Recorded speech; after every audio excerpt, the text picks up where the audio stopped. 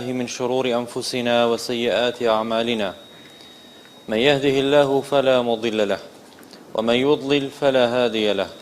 وأشهد أن لا إله إلا الله وحده لا شريك له وأشهد أن محمدا عبده ورسوله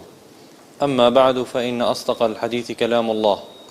وأحسن الهدي هدي محمد صلى الله عليه وسلم وإن شر الأمور محدثاتها وكل محدثة بدعة وكل بدعة ضلالة وكل ضلالة في النار وبعد.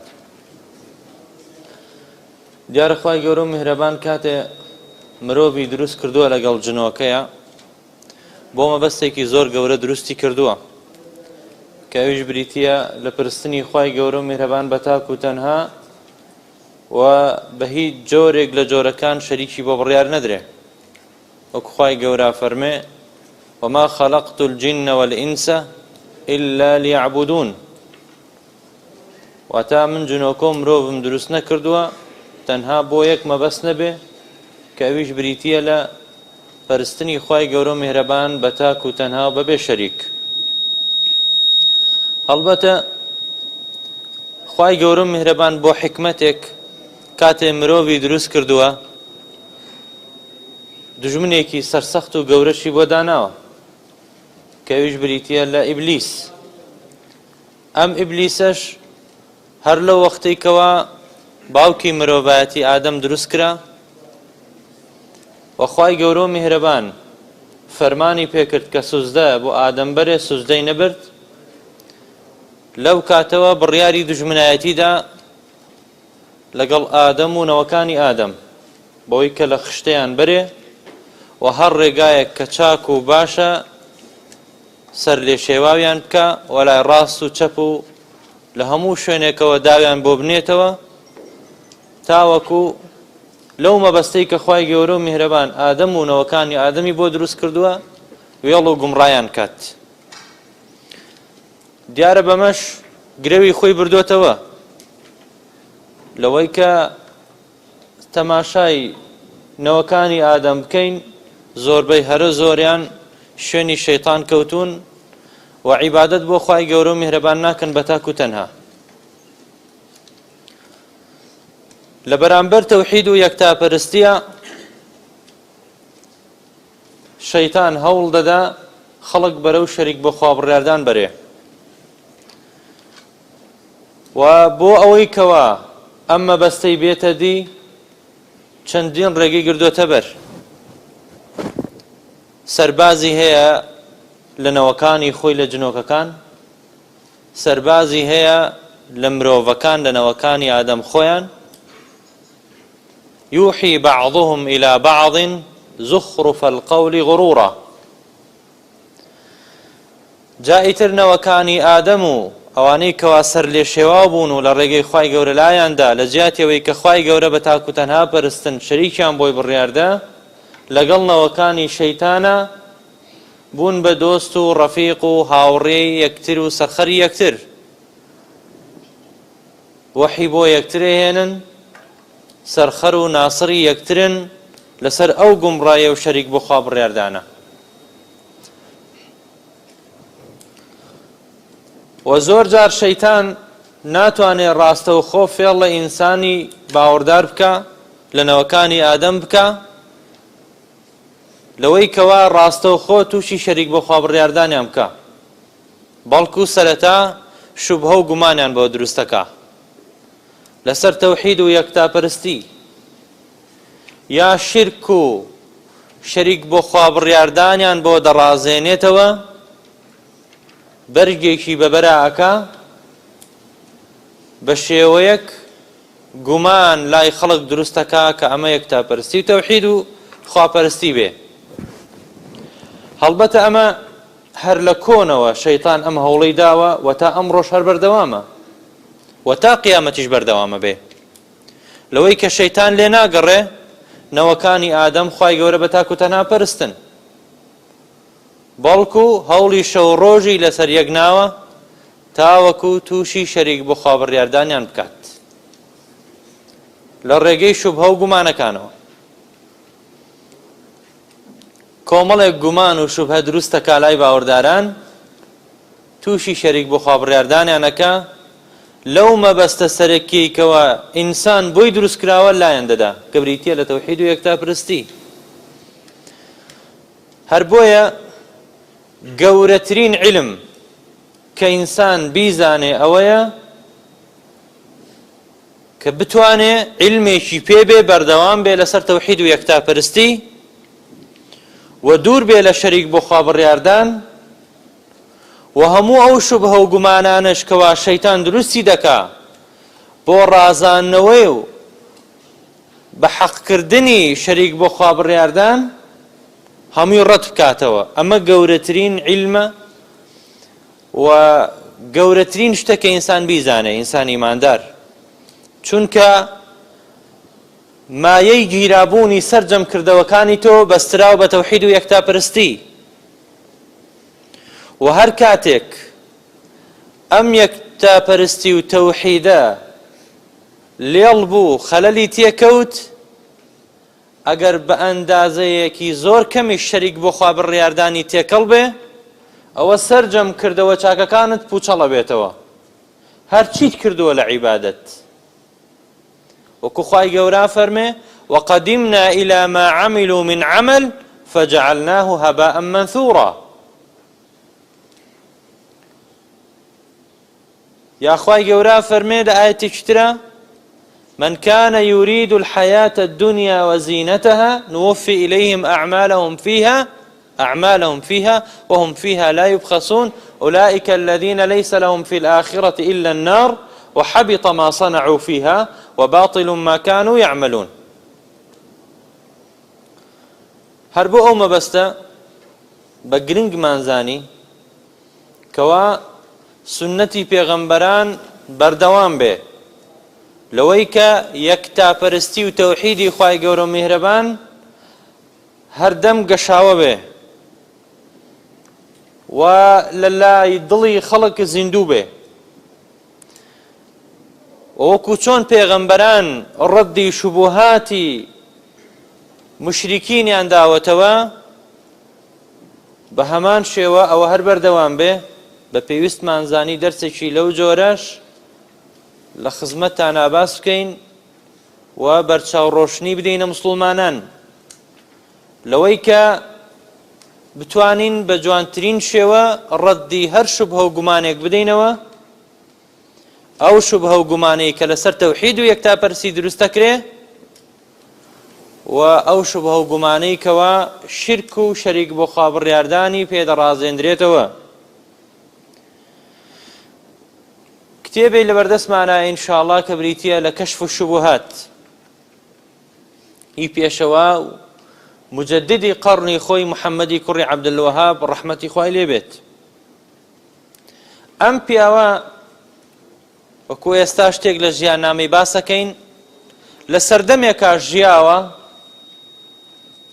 لە ناو موسڵمانانە شەریک بۆ خوا بڕیاردان لە دارپەرستی و بەردپەرستی و قەبرپەرستی زۆر بەربڵاو بووە. کەسانێک هەبوونە دارێکیان پەرستووە، کەسانێکی هەبوونە بە دەوری قەبرێ سوڕاونەتەوە و قوربانیان بۆ کردووە و داوایان لێ کردووە و پشتیان پێبەستووە و داوای کۆمەڵێشتیان لەو قەبرە کردووە کە ئەگەر خاوەنی قەبرەکە زیندوش بایانی دەتوانی بۆیان جێبەجێ بکە جایەوەی کە ئێستا مردووە،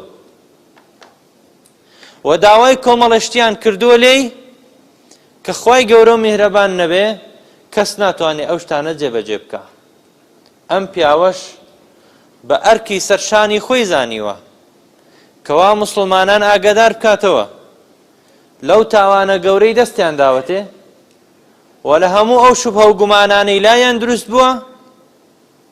کە ڕێگەی خۆش کردەوە بۆ ئەوەی کەوا ئەم کارە ناشیا و ناشەرعی ئەنجام بدەن. کۆمەڵێک کتێبی زۆر جوانی لەو بارەیە نووسیوەتەوە، لەوانە کتاب التەوحید کە کتێبێکی زۆر عەزیمە. کاتی ئەم کتێبەی نووسیەوە شەخص پەرستەکان دار و دەستەکانی شەیتان ئەوانەی کە چاویان بە یەکتاپەرستی و تەوحیدی خوا هەڵنایە لەمە زۆر بێتاقەت بوون زۆر ئەم کتێبە بێزاری کردن بۆیە هەستان کۆمەڵە ئێعترازیان گرت لەم کتابە بۆیە شەیخ الئیسلام محەممەدی کوڕی عەبدولوەهاب ڕەحمەتی خوای لێبێ هەستا بە وەڵامدانەوەی ئەو شوبهانەی کە دروستیان کردو لەسەر کتێبەکەی ئەم کتێبەی لەبەردەستان نووسیوەوە کەشف الشوبهات يعني چی كشف الشبهات للغة العربية الكشف يعني الإظهار آشكرا كردن ديوه أو شبهاني كدرستيان كردوها آشكرا بكا بو مسلماناني رون كاتوا كأمت شيئا شبهات جمع شبهية للغة العربية شبهات بيوتريا جمع قلة وناوي كشي هي ام كتابه كبي وتراوى كشف الشبه بلا موي كمشهوره كشف الشبهات شبهات وكو باس مكر جمع قليه چونك ولامي چن شبهه چي كما داتو دا تا دوانزه او بري تا پانزه شبهه تي انسراوته ولم كتابه مؤلف رضي عن داتو شبهه بريتيه لشي معناه شبهه شيء الالتباس يعني تيكلبون آلودبون آلوزبون دوشت ليك آلوز بيت تيكلب يكتر بي بلام لشرع ما التبس أمره فلا يدرى أحلال هو أم حرام شبهة لشرع شيء ما التبس أمره أو يكوا حكمكي ليلا آلوزا ديارنية كآية أمشتا حلال جائزة يا حرامنا جائزة كاريكي درستا يا كاريكي نادرستا بودا وتري شبهة شي زياتر شبهة لا درستا به العامي كسيكي نخوێنەوار کە هیچ خوێنەواری نەبێت زۆر جار شوبهە لای ئەم دروست دەبێ یا لای کێتریش ممن هو منتسب إلى العلم جاری واش هەیە لای کەسێک بە حیساب عیلمیشی پێیە بەڵام تەماشاکەین شوبهەیەکی لا دروست بووە شوبهەی لا دروست بووە بابەتێکی لا لێڵ بووە نازانێت چاکە یا خراپە حقا يا باطلة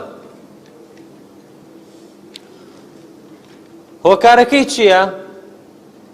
ام شبهه بوتي درست به يكم قلة في العلم كسك علمي كم به شبهه لا درست به بلام كسك علمي كي باشي بي به او كاتا شبهه لا دروز نابت شبهه لا دروز نابێت بە هیچ جۆرێک هۆکاری دووهەم ضعف في البصيرة جاروای شخصەکە علمی پێیە بەس لێکدانەوەی بۆ ئاەت و فەرمودەکان لە لێکدانەوەی بۆ ئاەت و فەرمودەکانە لاوازە بەباشی لێی تێناگا و لێی حاڵی نابێ بۆیە بە ئاەتەکەشی لابێ و فەرمودەکەی پێغەمبەرشی لابێ عەلەیهی السەڵاتو وەسەلام بەڵام کەلەی حاڵی نەبوو ئەو کاتە ئەویش دیسان تووشی شوبهە دەبێ سەرنجامی ئەم شوبهەیە ئەگەر کەسێک چارەسەری نەکا زۆر ترسناکە یا کەسەکە بەرەو کوفر دەبا یا بەرەو نیفاقی دەبا یا بەرەو بیدعی دەبا مەئال و کۆتایی هەموو شوبهەیەک کە خاوەنەکەی چارەسەری نەکا یەکێک لەم سێ شتەیە کەسی وا هەبووە شوبهەی لا دروست بووە لە وجودی خوای گەورەیە موسڵمانە بەڵام کە چارەسەری خۆی نەکردووە پرسیاری نەکردووە تووشی ئیلحاد و بێباوەڕی بووە خوا پەنامان بدە وای لێ هاتۆ باوەڕی بەخوا نەماوە شوبهەکە بەو ئاراستەیە بردی بەوە کۆتایی پێهێنا نیفاق و دووڕووی و ئەوەش کەوا زۆربەی شوبهەکان کۆتایەکانیان بە بیدعە و خوڕافەت کۆتایی پێدێ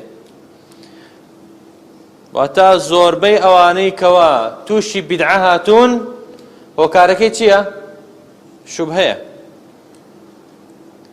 یعنی زانایان بۆ معتەزیلەکان بە کافر نازانن،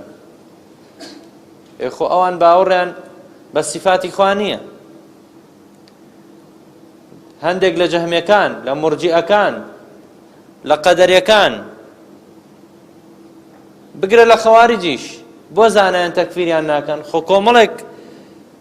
قسە و گفتاریان هەیە و کۆمەڵێک بیر و باوەڕ و عەقایدیان هەیە، منهەجێکیان هەیە کەوا کوفرە.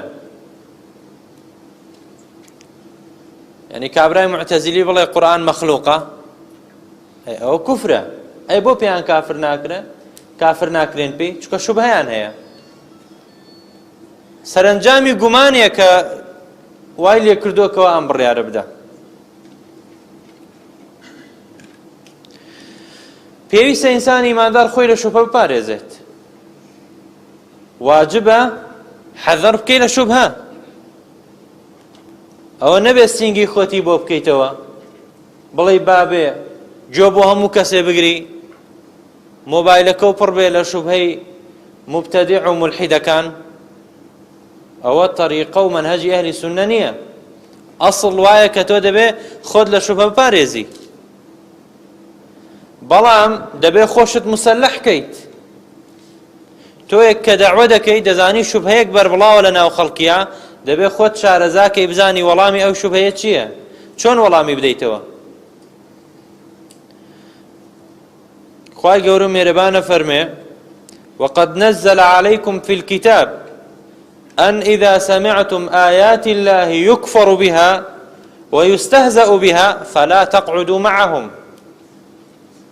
کە لە شوێنێکا کوفر بە ئاەتەکانی خوا کرا، شوبهە دروست کرا، گومان لەسەر دینی خوا و قورئان و سوننە دروست کرا، استهزاء کرا بە دینی خوا، موقفی تۆ چییە بێ؟ خوای گەورە نافەرمێ ڕەدیان بەرەوە. فلا تقعدوا معهم. لەو مەجلیسە هەڵەسی و ئەڕۆی گوێی بۆ ناگری ئەبەد. یا خوای تەعالی لە ئاەتێکی ترا فەرمێ وإذا رأيت الذين يخوضون في آياتنا فأعرض عنهم. ئەوانەت بینی کەوە بەبێ عیلم لە ئاەتەکانی ئێمە یا قساکەن لە قورئان و فەرمودەیە، ئەو هەڵوێستی تۆ بێ چی بێ؟ ئەعرض عنهم. فأعرض عنهم. پشتیان تێ بکە، گوێیان بۆ مەگرە، دڵیان بۆ مەکەرەوە ئەبەد. وەکو پێغەمبەری خوا عەلەیهی الصەلاة وەسەلام لە تەفسیری آية سورة آل عمران هو الذي أنزل عليك الكتاب منه آيات محكمات هن أم الكتاب وأخر متشابهات فأما الذين في قلوبهم زيغ فيتبعون ما تشابه منه ابتغاء الفتنة وابتغاء تأويله وما يعلم تأويله إلا الله والراسخون في العلم يقولون آمنا به كل من عند ربنا وما يذكر إلا أولو الألباب. جار ئەو کەسانەی کەوا شوبهە دروستەکەن، ئەو کەسانن کە خوای گەورە ناوی هێناون لە قورئانە، دڵیان نەخۆشەوانە. هەموو ئەو ئاەتە محکەمانە هەیە کە ماناکەی زۆر ڕوونە، لەوانە ئاگەڕێن، ئیشیان بەوانە نییە. هەڵەسێ بە دوای ئاەتێک ئاگەڕێ کە ماناکەی غامض بێت، لای زۆربەی خەڵک ماناکەی ڕوون نەبێ، بۆیە هەڵەسێ تەویلێکی فاسدی بۆکە، بە لێکدانەوەیکی غەڵەت لێکدانەوەی بۆکە، شوبهەیەک لای موسڵمانان دروستەکە و بڵاوێکاتەوە. ئەوانە تۆ دەبێ حەزەریان لێ بکەی. پێغەمبەر فەرمیەتی عەلەیهی الصەلاة وەسەلام إذا رأيت الذين يتبعون ما تشابه منه فأولئك الذين سمى الله فاحذروهم. هەمیشە ئەوە بکەرە یاسا لای خۆت. ئەوانەی کە شوبهات دەوروژێنن، ئەوانە ئەو کەسانن کە خوای گەورە تەحزیری لێ کردوون، ناوی هێناون لە قورئانە، دڵیان نەخۆشە، في قلوبهم زەیغ فاحذروهم. خۆتانیان لێ بە دوور بگرن. ئەوەی لەم کتابەیان نووسراوەتەوە برایان، چەند بڕگەیەکە بە کورتی چەند بابەتێکی لە خزمەتتانە دەخوێنینەوە و دوایی بە ئیزنی خوای گەورە بە تەفسیلە چینە سەرم بابەتانە. ئەوەی لە کەشف الشوبهات ئایا باز لە چیەکە کەشف الشوبهات؟ کەشف الشوبهات باز لە عەقیدەی پێغەمبەرانەکە لە تەوحید و یەکتاپەرستی خوا. بۆت ڕوو نەکاتەوە کە تەوحیدی پێغەمبەران چی بووە؟ پێغەمبەران بۆ چی هاتوونە؟ مەبەست لە هاتنی پێغەمبەران چی بووە؟ باسی تەوحیدی ئولوهیەت بووەکە، باسی تەوحیدی ڕوبوبیەت بووەکە، و لەمەشە شەخصپەرستەکان و ئەوانەی کە چاویان بە تەوحید و یەکتاپەرستی خوایە هەڵنایە لێرەیە گومانی ئەوەیان دروست کردووە کە ئێوە شتێکی بیدعەتان هێناوەکەوە تەوحیدتان تەقسیم کردو بەسەر سێ بەشە. ئەمە یەکێکە لە شوبهەکانیان. چۆن تەوحید تەقسیمەکەن بەسەر سێ بەشە؟ ئەم تەقسیمە دیارە ئەوان زۆر ناحاڵین لە کۆمەڵێک ئەساسیاتی علمی شەرعی. ئەم تەقسیمە کاتێ تەقسیم کراوە باعتباری مەضمونەکەی تەقسیم کراوە، نەک باعتباری ئەسما. یعنی بەو پێی کەوا چی لە خۆ دەگرێ، باز لە چی دەکا؟ هەر تەوحیدێک، هەر جۆرێک، قسمێک، بەشێک لەم تەوحیدە باز لە شتێک دەکا کە تایبەتە بە ڕەب العالەمینەوە.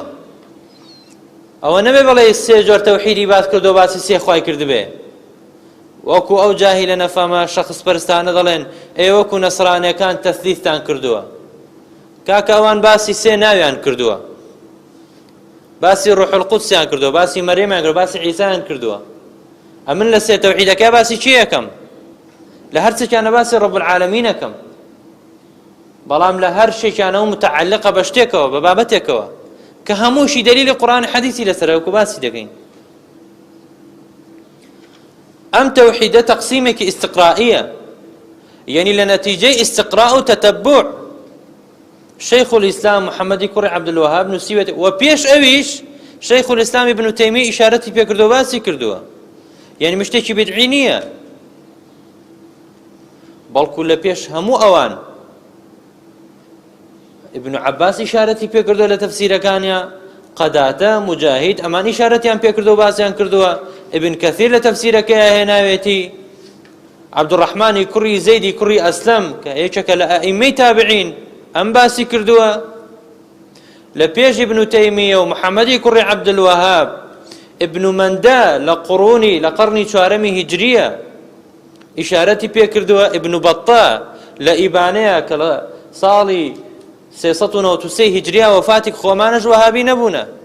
ئەمان ئیشارەتیان پێکردووە لە کتێبە عەقیدەکانیانە. ابن زەید لە مقەدیمەکەیە، مەقریزی، ئەمانە هەموو ئیشارەتیان پێکردووە.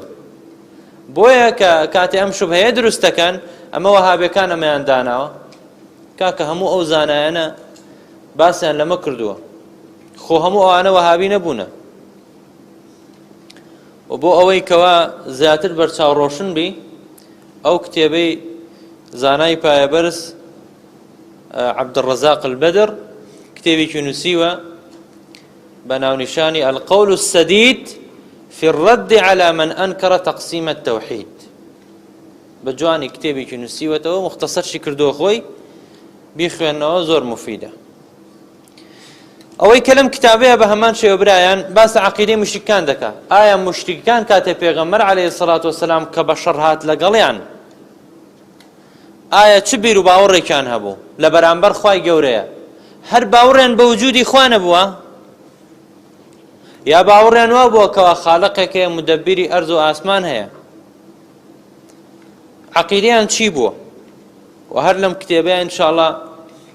باز لە خطوڕەتی شەریک بخوا بڕێردانەکەین کە چەند ترسناکە.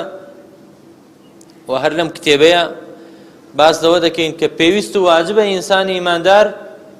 خۆی پڕچەککا لە عیلم، مسلح بێ بە عیلمی شەرعی بۆ وەڵامدانەوەی هەموو شوبهانەی کەوا دوژمنانی تەوحید دروستی دەکەن. و هەروەها شوبهەیەکی تر لەو شوبهانە کە پەیوەستە بە ئەولیا و دۆستەکانی خوای گەورە و میهرەبان، و ئەم ئەولیا و دۆستانی خوای گەورە و میهرەبان بکرێ بە واسیتە لە بینی باوەڕداران و خوای گەورە و میهرەبانە و ئەو کێشمەی کەوا دروست بووە لە نێوان ئەهلی سونە و جەماعەیە و شەخص پەرستەکانە لەسەر ئەم بابەتە ڕوونکردەوەی تەواوە دەین و لە دوای ئەوە کۆمەڵێک شوبهە باسەکات نامەوێت ئێستا باسی شوبهەکان بکەم تا ئەو کاتێک کە باسی دەکەین و ڕاستەوخۆ بەدار خۆیان ڕەدی دەدەینەوە لە پاشان ئەوە باسی مەسەلەی ئیمان دەکا لەوەی کە ئیمان قەول و عەمەل و ئیعتیقادە مەنهەجی ئەهلی سونە و جەماعە لە پێناسەی ئیمانە و دەبێت ئینسان ظاهر و باتنی موافقی یەک بێ ئەوەی کەوا بەڕواڵەت دەیکا لە ناخیشەوە هەمان شتی هەبێ ئەوە ئیمانی ڕاستەقینەیە و پاشان مەسەلەی کەوا ئینسان چۆن لە چوارچێوەی ئەم ئیمانە دەچێتە دەرەوە و بێ ئیمان دەبێ و باسی ئیکراه و زۆر لێکردن دەکا و چەند بابەتی شکەشکە پەیوەستن بەم بابەتەوە ئەمە کورتەیەکە کە لە ناوەڕۆکی ئەم کتابێ نووسراوەتەوە بە ئیزنی خوای گەورە و میهرەبان تەفاسیلەکەی لە دەرسەکانی داهاتووە لە خزمەتان خوێنینەوە محەممەدی کوڕی عەبدولوەهاب کێیە ئەم پیاوە ناوی محەممەدی کوڕی عەبدولوەهابی کوڕی سولەیمانی کوڕی عەلی لە بەنی تەمیم لە عەشەتی بەنی تەمیمە لە ساڵی 1115 کۆچی لە شاری عوێینە کە لە عەرەبستانی سعودیە لەوێ لەدایک بووە ئەم پیاوە هەر لە منداڵیەوە خولیای عیلم و زانستی شەرعی بووە پێشەوەی بگاتە 10 ساڵان هەموو قورئانی لەبەر کردووە علومەکانی کە هەر بە گچکەی هەمووی خوێناوە و عالمی زۆر بەرز هەبووە لە خزمەتیا لای خوێناوە لەو عالمە بەرزانە عەبدوڵای کوڕی ئیبراهیمی شەممەڕی و هەروەها کوڕەکەشی ئەمانە دوو زانای زۆر ناودار بوونە لەو سەردەمەیە و پاشان هەردووکیان نەسیحەتیان کردووە کە بچێتە لای زانایەکی بەرزی محەدیث کە ناوی محەممەد سندی بووە لای ئەویش علومی حەدیث و کتێبە حەدیثەکانی خوێناوە لە بوخاری و موسلیم و نەسائی و ئەبن داود و ئەبی داود و باقی سونەن و مەسانیدەکانی کەی لا خوێناوە و ئەم پیاوە ئەم شار و ئەو شاری زۆر کردووە چەند جا چووەتە بەسرە شاری خۆی بەجێهێشتووە چووەتە کوفە کە لەو کاتەیە منبەعی عولەما بووە و عیلمی زۆر فێر بووە ئەوەکو باسم کرد لە سەرەتاوە کاتێ ئەم پیاوە بە فەزڵی خوای گەورە و میهرەبان عیلمێکی باشی پێکەوە هێنا ئەوجا کاتی ئەوە هاتووە کەوا چی بکە تەحذیر بکە و ڕێگری موسڵمانان بکە و موسڵمانان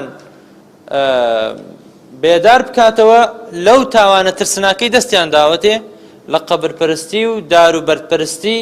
و هاوارکردنە پیاوچاکان و ئەولیا و دۆستەکانی خوای گەورە و میهرەبان لەوێ قۆڵی لێ هەڵماڵی بە ئیخلاص و دڵسۆزیەوە دەستی دایە و خوای گەورە و میهرەبان بەرەکەتی خستە دەعوەکەیەوە بە شێوەیەک لە تەمەن و عمری خۆیان و کارێکی وای کرد کە دارێک نەما لە سەردەمی ئەوە پەرستێ قەبرێک نەما لە سەردەمی ئەوە تەوافی بەدەورا بکرێ پیاوچاکێک بێ و کۆمەڵە بەردێک بێ و خەڵک داوای لێ بکا و پشتی بێ بەسترێ دیارە ئەمەش بەڵگێ لەسەرەوەی کە ئەم پیاوە جوهدی زۆری هەبووە و لە پێش جوهدەکەشێوە پیاوێکی مخلص و دڵسۆز بۆ ڕەب العالەمین بۆیە خوای گەورە و میهرەبان بەرەکەتی خستۆتە عیلمەکەیەوە کتێبی زۆر جوانی نووسیوەتەوە لەوانەوە کو باسمان کرد کتاب التەوحید الذي هو حق الله على العبيد زۆر کتێبێکی نایابە ئەم کتێبی نووسیوەتەوە و هەروەها کتێبی کەشف الشوبهاتەوەی کە لە بەردەستمانەیە و ڕافەیەکەین کتێبی کەبائیری نووسیوەتەوە و هەروەها کتێبێکی نووسیوەتەوە